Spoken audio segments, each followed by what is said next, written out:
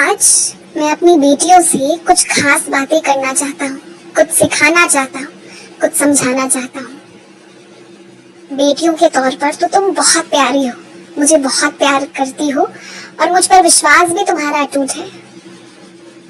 लेकिन एक गृहिणी होने के नाते कुछ चीजें हैं, कुछ फैसले हैं जो तुम्हें सही से लेने हैं, कुछ काम है जो तुम्हें ढंग से करना है। हो सकता है तुम्हारे आसपास ऐसे लोग हों जो दिखावटी दुनिया में बहुत विश्वास करते हों, जो एक दिखावट की दुनिया में बहुत जीते हों। महंगे महंगे कपड़े पहनना, महंगे जूते चप्पल रखना, अपने दरवाजे को जरूरत से ज्यादा सजा कर रखना, ये फालतू की चीजें तुम मत करो।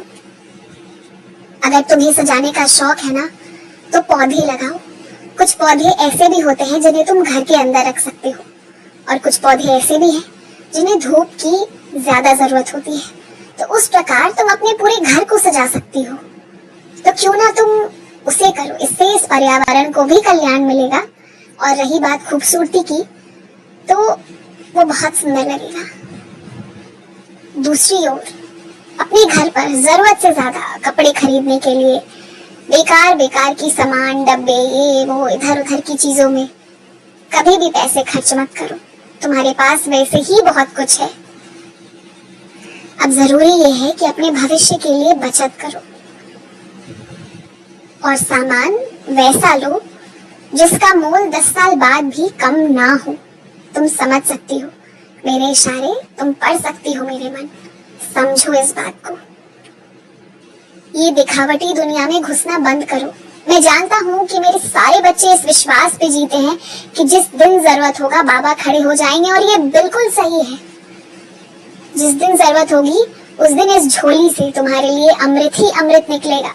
सोना चांदी सब की वर्षा हो जाएगी, तुम्हारे सारे काम संपन्न होंगे। लेकिन अगर तुम ये सब चाहते हो कि सच में ऐसा हो, तो अपने कुछ कर्म अच्छे से करो। उसके बाद जो कम पड़ेगा उसे मैं पूरा कर दूंगा। लेकिन तुम्हारे भी कुछ फर्ज है, तुम्हारे भी कुछ कर्म है। तो आगे भविष्य में जो बड़े बड़े उत्सव होने वाले हैं, बड़े बड़े यज्ञ और हवन, जिसमें तुम्हें हिस्सेदारी देना है, तो उसके लिए अभी से ही बचत करना शुरू करो। मैं चाहता हूँ कि तुम हर तरह से अच्छा इंसान बनो। अगर तुम अपने घर परिवार वालों का ध्यान ना देकर सिर्फ बाहर में सोचोगे कि किसी को 2 वक्त खाना खिला दूं और इससे साईं खुश हो जाएंगे, तो कतई नहीं।